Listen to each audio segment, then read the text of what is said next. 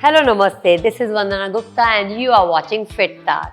आज के इस वीडियो में हम करेंगे कुछ ऐसे योगासन जो उन लोगों के लिए हैं जो बहुत समय से डायबिटीज़ या ब्लड शुगर लेवल को कंट्रोल और बैलेंस करने की कोशिश कर रहे हैं।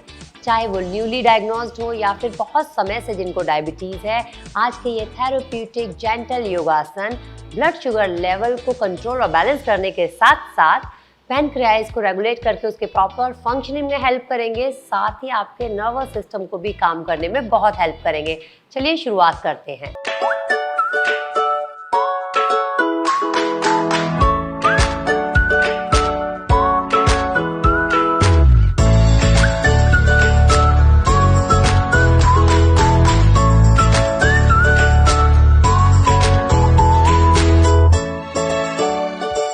हमारे पहले योगासन का नाम है वज्रासन और उसके साथ ही हम करेंगे दूसरा आसन भी जिसका नाम है मंडूक आसन।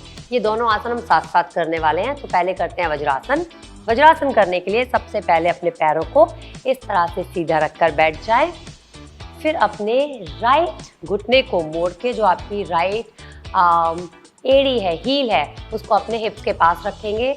बॉडी वेट शिफ्ट करेंगे राइट की तरफ धीरे से और लेफ्ट घुटने को मोड़ के इसी तरह से अपने हिप्स के पास रखेंगे। जो आपके पैरों के अंगूठे हैं वो दोनों आपस में जॉइंट हो जाएंगे पीछे जाकर। घुटने सामने की तरफ मुड़े रहेंगे और आप अपने पंजों पर, पैरों के पंजों से इस तरह की स्थिति बन गई है पीछे, उस पर आप आराम से बैठ जाएंगे। ये है वज्रासन। हाथों को रख लीजिए अपने थाइस पर, जस्ट अबव योर नीज। तो अपने घुटनों से जस्ट ऊपर की तरफ इस तरह से रख के बैठेंगे। स्पाइनल कॉर्ड को एकदम सीधा रखना है और यहाँ पर आपको लंबी गहरी सांसें लेनी है आराम से। कोई रश नहीं है, अपने आप को फोर्स नहीं करना है, ना ही आपकी ब्रेथ को ज़्यादा मैनिपुलेट करना है। सिर्फ देखना है वो कैसे चल रही हैं और हर ब्रेथ को थोड़ा सा डीप करने की कोशिश करेंगे अपनी पहले वाली ब्रेथ से। मान लीजिए मैंने एक अच्छी लंबी गहरी सांस ली है अभी,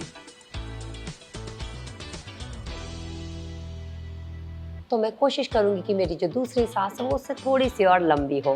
इसी तरह से अपनी सांसों को डीप करते जाना है वज्रासन में, आराम से धीरे धीरे। वज्रासन की एक मज़े की बात यह है कि इस आसन को आप अपने खाने के तुरंत बाद भी कर सकते हैं, लेकिन वज्रासन के साथ जब मंडूक आसन प्रैक्टिस करना है तब ये संभव नहीं है। तब ये आसन आप खाली पेट ही करेंगे। लेकिन वज्रासन अकेले अगर करना है डाइजेशन इंप्रूव करने के लिए, तो आप खाने के तुरंत बाद हमेशा, चाहे वो आप लंच हो, डिनर हो या ब्रेकफास्ट के बाद अगर समय है, तो वज्रासन में 5 मिनट के लिए बैठ जाइए। आपको बहुत अच्छा भी लगेगा और आपका डाइजेशन भी इंप्रूव होगा। आफ्टर वज्रासन, जब हम मंडूक आसन और वज्रासन साथ में करें तो आप यहाँ पर 5 से 10 ब्रेथ के लिए रुकेंगे, डीप करते जाएंगे अपनी ब्रेथ को। अब हम करेंगे मंडूक आसन। मंडूक आसन करने के लिए सबसे पहले इस तरह से मुट्ठियाँ बनाएंगे। इसमें आपके अंगूठे अंदर की तरफ और उंगलियां ऊपर की तरफ हैं और अपनी दोनों मुट्ठियों को अपनी नाभि के आसपास रख लेंगे, बेली बटन के आसपास। नाइस डीप इनहेलेशन हियर और एक्सहेल करते हुए आपको सामने की तरफ झुकना है, जितना भी आप झुक सकते हैं। जब आप आगे की तरफ झुकेंगे तो आप सिर्फ देखिए कि जो आपका मुट्ठियां हैं वो धीरे धीरे आपके थाइस पर आकर लग जाएंगी और पेट को आप मुट्ठियों से अंदर की तरफ लगातार प्रेस करते जाएंगे।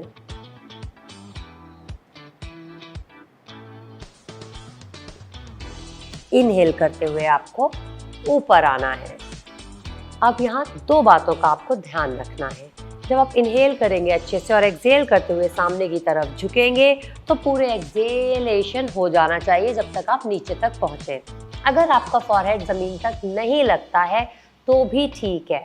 अगर आपका फॉरहेड जाकर फ्लोर पर या मैट पर लग रहा है तो बहुत अच्छी बात है, लेकिन फोर्स बहुत ज़्यादा नहीं करना और इसे फोर्स करने के चक्कर में आपके हिप्स को ऊपर की तरफ नहीं उठाना है। आपको एक्चुअली वज्रासन में बैठे रहना है मंडूक आसन के दौरान भी और अपनी मुट्ठियों से लगातार जैसे जैसे आप सांस छोड़ रहे हैं, एक्सहेल कर रहे हैं, लगातार अंदर की तरफ धक्का देना है, अंदर की तरफ पुश करना है। एक बार फिर से करते हैं और इस बार कोशिश करेंगे कि हमारा फॉरहेड और हमारा जो फेस है वो पूरा पैरेलल आ जाए हमारे फ्लोर के। Inhale nice and deep, exhale कीजिए और सामने की तरफ झुकते जाइए। इनहेल कर ऊपर आएंगे, अब एक और बात समझने वाली है कि जब हम नीचे गए और हमारी सांस हमने पूरी छोड़ दी, तो क्या वहाँ हमें रुके रहना है? जी, जब तक आप कंफर्टेबली उस ब्रेथ को होल्ड करे रह सकते हैं, यानी कि खाली श्वास के आप रह सकते हैं बिना श्वास के नीचे, तब तक ही आपको होल्ड करना है। लेकिन जैसे आपको लगे कि आपको इनहेल करने की ज़रूरत है, तो बहुत धीरे से, उससे 1 सेकंड पहले ही आप उठना शुरू कर देंगे और इनहेल करते हुए ऊपर आ जाएंगे।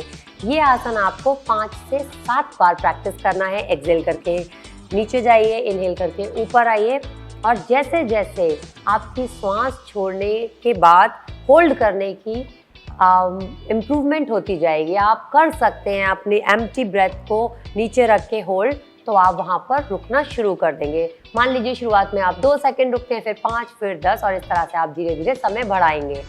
मेक श्योर कि शुरुआत में आप ऐसा ना करें कि बहुत मजबूरी में आप नीचे रुक गए हैं और लगातार अपने पेट को प्रेस कर रहे हैं अंदर की तरफ। उससे कभी कभी हमारे ऑर्गन्स पे एक्स्ट्रा प्रेशर भी आ सकता है, which is not very nice. Why to do it also?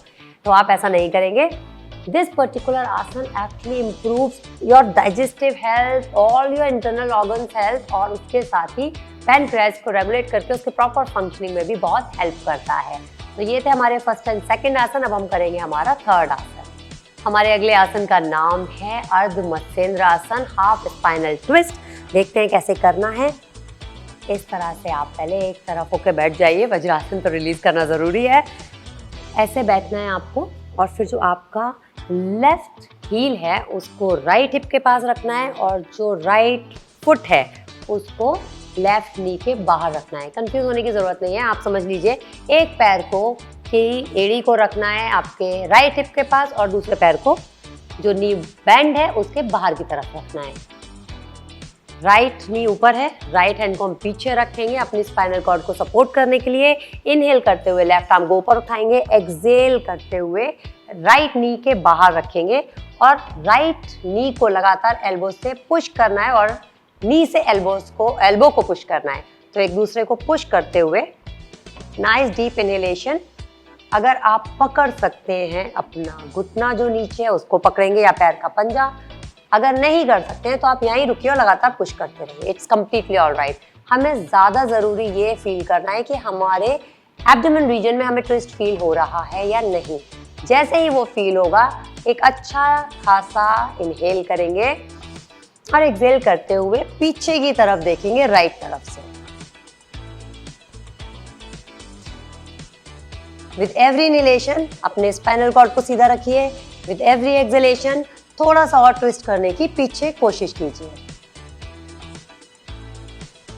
फिर एक्सहेल करते हुए सबसे पहले अपनी गर्दन को आगे की तरफ मोड़ना है, और धीरे से आसन को और ट्विस्ट को रिलीज करना है। इसी तरह हमें दूसरी तरफ भी करना है। मैं करती भी जाती हूँ और इसके फायदे भी आपको गिना देती हूँ। अब आपको पता ही है कि आपका राइट हील आपको लेफ्ट हिप के पास रखना है, और लेफ्ट फुट को रखना है राइट नी के बाहर की तरफ।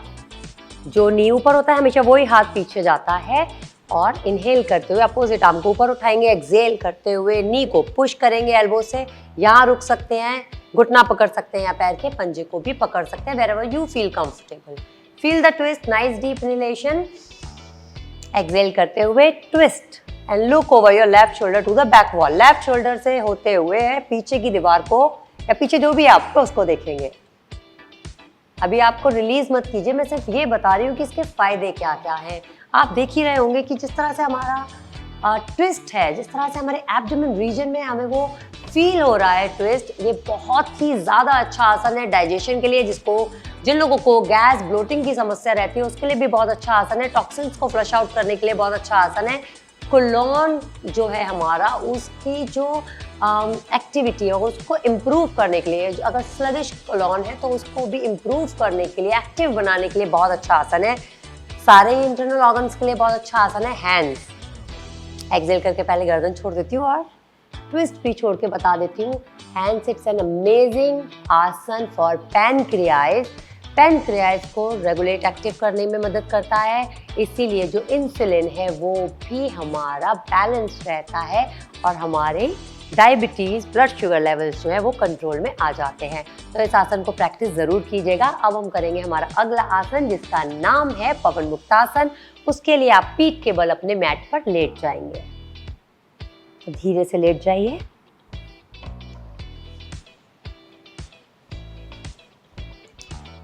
अपने दोनों पैरों को सीधा कर देंगे।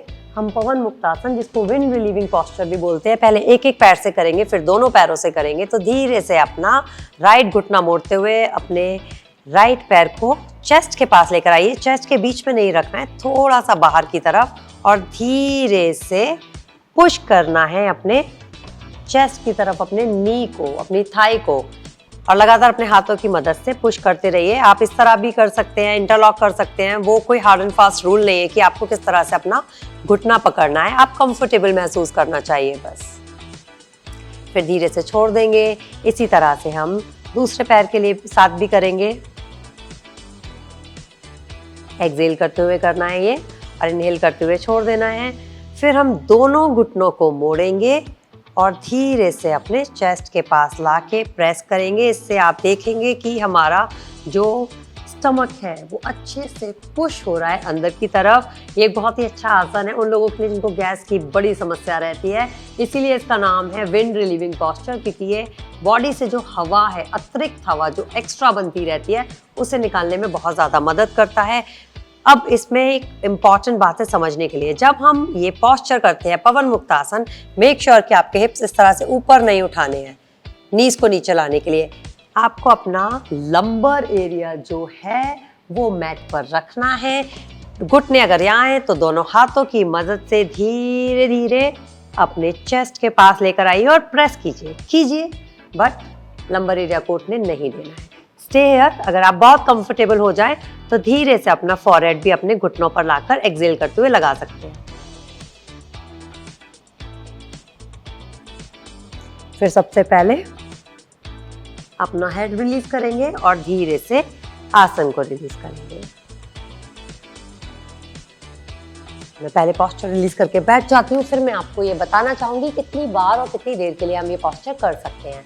तो बेसिकली पवन मुक्त आसन आपको जब तक अच्छा लगे तब तक आप कर सकते हैं। कोई रूल नहीं है कि आपको 5 ब्रेथ के लिए रुकना है, 10 ब्रेथ के लिए रुकना है, लेकिन कम से कम 5 ब्रेथ के लिए ज़रूर रुक जाइएगा। ज़्यादा से ज़्यादा आप जितनी देर भी कर सकते हैं।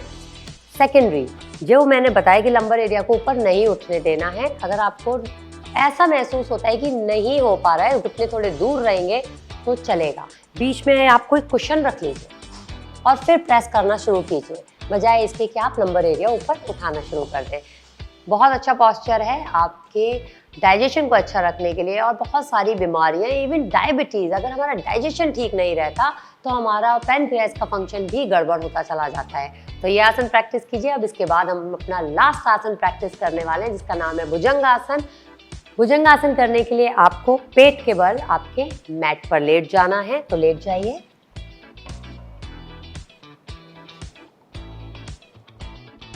भुजंगासन करने के लिए जो आपका फॉरहेड है उसको मैट पर रखेंगे। दोनों हाथों की हथेलियों को अपने चेस्ट के आसपास रखेंगे। एल्बोज बाहर की तरफ फ्लाई करते हुए नहीं, एल्बोज को थोड़ा बॉडी से सटा कर रखेंगे। दोनों पैरों को साथ में रखेंगे। भुजंगासन कोबरा पोस्चर, कोबरा के लिम्ब नहीं होते, उसकी एक टेल होती है, तो अपने दोनों पैरों से टेल जैसा बना लेना है। इनहेल करते हुए धीरे से अपने चेस्ट को ऊपर उठाना है और सिर्फ बेली बटन तक ऊपर उठना है। इस तरह से पोस्चर नहीं करना है। This is not cobra posture. Stay here. Look ahead. बहुत ऊपर देखने की भी जरूरत नहीं है, थोड़ा सा चिन को ऊपर करेंगे एंड दैट इज इट। और फिर धीरे से नीचे चले जाएंगे। मैं उन लोगों के लिए भी बता देती हूँ जिनको ऑलरेडी लोअर बैक की समस्या है, लोअर बैक में पेन रहता है, उन लोगों को दोनों पैरों को दूर रखना है, साथ में नहीं रखना। तो कैसे करना है कोबरा पोस्चर? जिन लोगों को लोअर बैक में पेन रहता है, inhale nice and deep, roll your shoulders back, open your chest and come up like this. That is it. बहुत ऊपर इसमें भी नहीं जाना है, रहना हमें बेली बटन तक ही ऊपर है बस। और एक्सेल करते हुए नीचे। रिलीज करने के लिए धीरे से अपने हाथों को रिलीज करेंगे और फिर वक्रासन में 2 to 5 ब्रेथ्स के लिए रेस्ट करेंगे।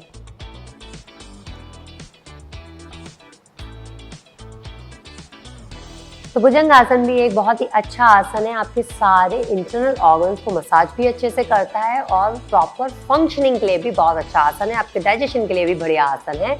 तो आज हमने जो आसन किए हैं वो सारे ही आसन आपके पैनक्रियाज को रेगुलेट करके उसके प्रॉपर फंक्शनिंग में मदद करते हैं, साथ ही आपके ब्लड शुगर लेवल को भी कंट्रोल और बैलेंस करने में मदद करते हैं। Regular yoga practice, proper diet, proper balance diet and थोड़े से लाइफस्टाइल चेंजेस करके आप बहुत ही इजीली अपने ब्लड शुगर लेवल को मैनेज एंड कंट्रोल कर सकते हैं। तो करते रहिए योगा की practice and keep watching fit star. Stay happy, stay blessed. नमस्ते।